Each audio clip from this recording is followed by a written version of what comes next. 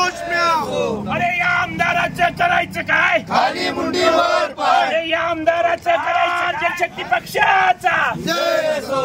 प्रहार जनशक्ती पक्ष। भारतीय जनता पार्टीचे आमदार सुनील कांबळे यांनी पुण्यातील एका कार्यक्रमामध्ये कोणतेही कारण नसताना तिथं कार्यरत असणाऱ्या कर्तव्यदक्ष एका पोलीस कर्मचाऱ्यावर हात उचलला, त्याची कानशिलात लावली।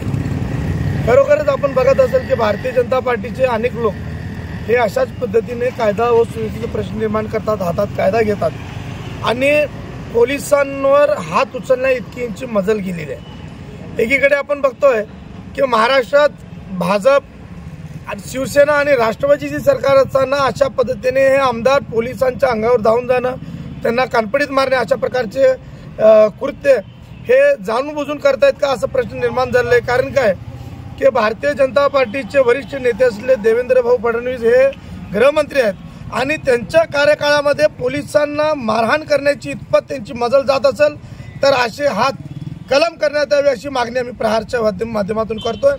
आमदार असेल कुणी असेल, जाणून बुजून जर पोलिसांवर अशा प्रकारे तुम्ही जर हात उचलायचा प्रयत्न करत असाल तर त्याचा प्रत्युत्तर प्रहार दिल्याशिवाय राहणार नाही।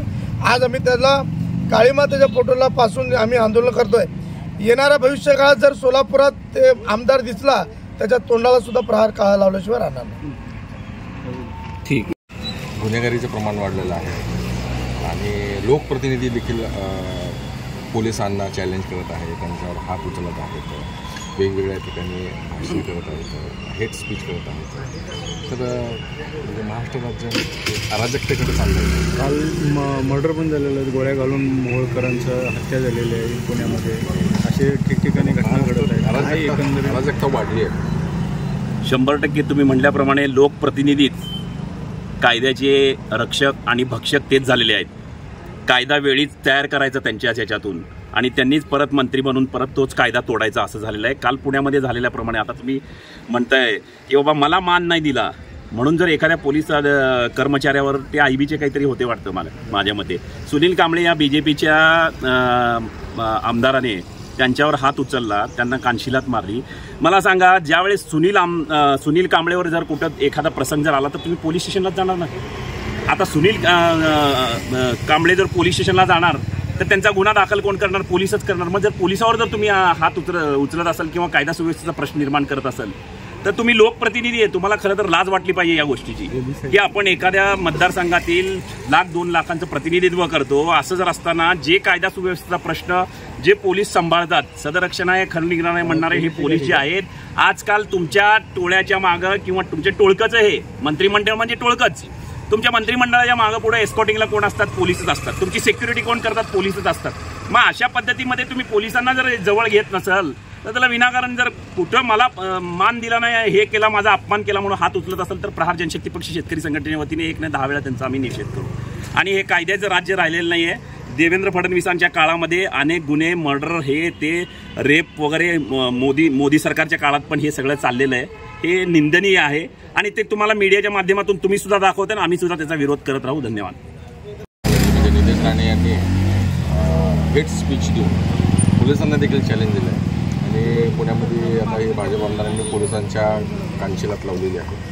तर काय चालू आहे, म्हणजे कायदा व सुव्यवस्था आहे का नाही?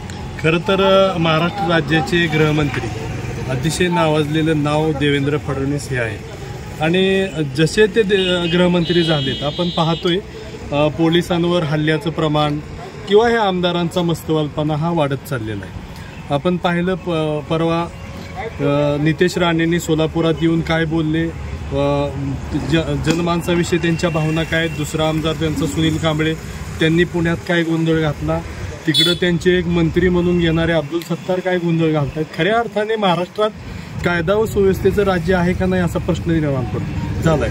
व एकीकडे बच्चूभाऊ सारखा नेता शेतकऱ्यावर, अपंगावर अन्याय होतो म्हणून अधिकाऱ्यांवर हात उचलतो आणि भाजपचा कुठला तरी आमदार अधिकाऱ्याने मान दिला नाही म्हणून तर त्या ठिकाणी अधिकाऱ्यावर हात उचलतो।